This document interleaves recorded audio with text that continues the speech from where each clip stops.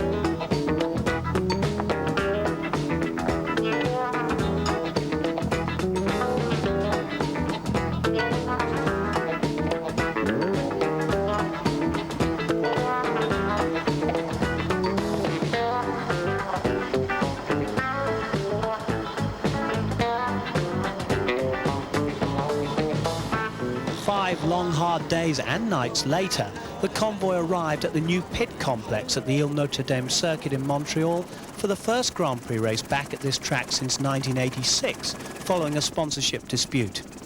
Built on a small island in the St. Lawrence Seaway, this tight yet demanding circuit has witnessed many fantastic battles and indeed was the site of Expo 67 and the Olympics in 1976.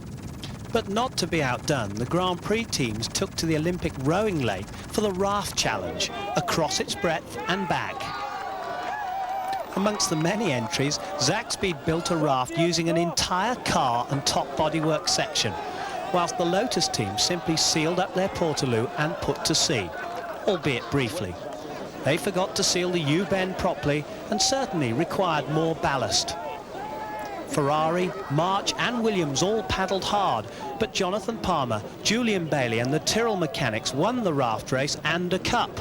Bailey's best win of the year. However, as they came in home to go across the finishing line, they were pelted with rotten eggs for their trouble.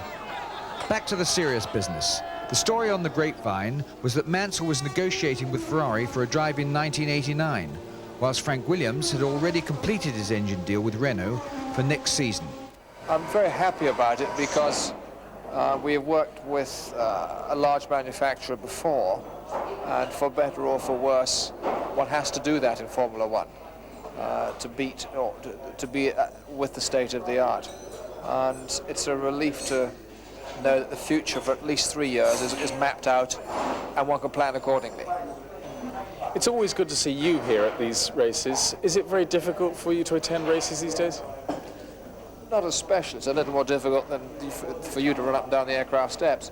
But I have some people who look after me very, very well. They just pick me up and throw me around. So here I am. And you enjoy coming to them? Oh, I love it. Yes, of course, yeah. Derek Warwick suffered a mighty blow in the final qualifying session at the revised Montreal track. Derek was sore, but able to tell us the next day what happened. It seems that Streff had gone off a minute before I arrived on the scene, and he'd gone off and put a load of sand and grass all over the end of the circuit. Boutsen was following him and see it and dived to the inside, so he was okay. And I was the next car onto the seam, and I just went down there, turned in my normal place. I was on a good lap, and as I turned in, everything was fine. Then all of a sudden the back just snapped away, the front went over the curb, and then the car flew, and the rest is history. But you ended up solidly in the wall. It took a while to get out of the car. Well, that wasn't the one that hurt. The one that hurt was when I came down first of all.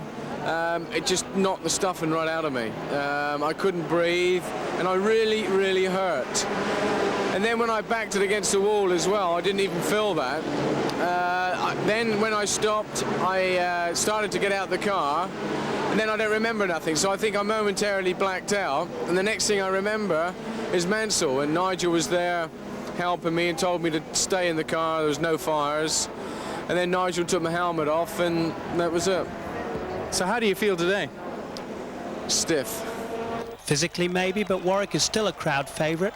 The crowd were glad he could compete, and they were very glad at having their own Grand Prix back again. On the start grid, all McLaren front row, Senna on pole, unhappy at being on the outside, but a great start nonetheless from Alain Prost on the inside, taking the lead. So 2 McLarens, 2 Ferraris, 2 Benettons, and then the Lotus of Piquet as they all scrabble through this tight Montreal track. But the McLarens were out there at the front together.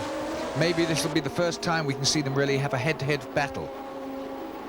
Well, the Ferrari was challenging as well. That was Berger, then Alboreto in 4th place, and then the 2 Benettons. But it's a difficult circuit, not just for driving, but for fuel consumption as well. So here they had to be careful and watch their fuel gauges, especially those 2 McLarens if they were going to race each other. And they did.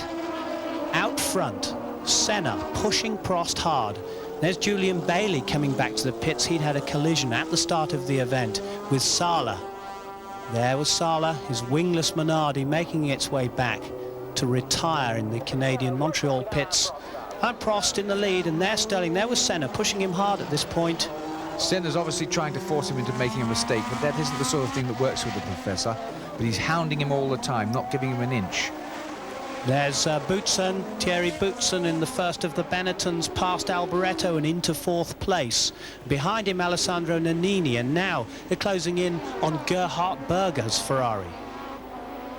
Look at that, how about that for a manoeuvre? They certainly seem to have a superior brakes here. Whether they're just keeping cooler because they haven't got so much weight.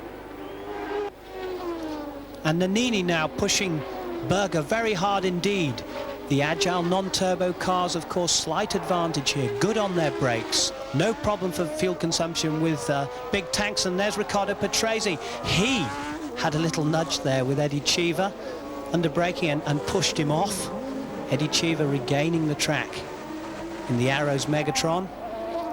Unfortunately, Alessandro Nannini retired from 4th position with an electrical problem caused by a split radiator, which, would you believe, drowned the electrics. Senna closing in again, Sterling. This is something that we'd been waiting for during the season. Yeah, look, this is where this looks as though it's going to happen now. Are they going to touch? No, he's made it. He's through quite clean. So Senna took the lead of the Canadian Grand Prix and put his teammate Alain Prost down into 2nd position. Well, it was an interesting contest, to say the least, and Prost at this point was still very close, tucking his nose under the gearbox of Senna's McLaren. Be interesting to see whether Senna can pull away from Prost. Berger out of 4th place with electrical problems. And Nigel Mansell retired from 5th position with a smoking engine. Michele Alboreto retired with a hole in the radiator from 4th position in the 2nd Ferrari. Philippe Streff had been in 5th position when he brushed the wall whilst trying to overtake Nelson Piquet's Lotus. This was the result: deranged rear suspension and a retirement for the Frenchman. Andrea De Cesaris, with the rather small fuel tank on the Real Ford, retired out of fuel. No such fuel problems for Senna because he's hammered his way home. He has beaten Alain Prost, but not by much. He's just behind, but nevertheless he's still in the lead. A fabulous contest for the Canadian Grand Prix between the 2 McLaren drivers. Senna just in 1st place from Alain Prost 2nd in the other team, McLaren Honda.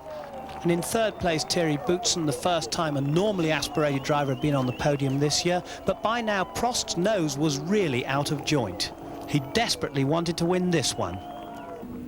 This championship is a little bit strange because I would say last year, 2 years ago, 6 points would have been fantastic.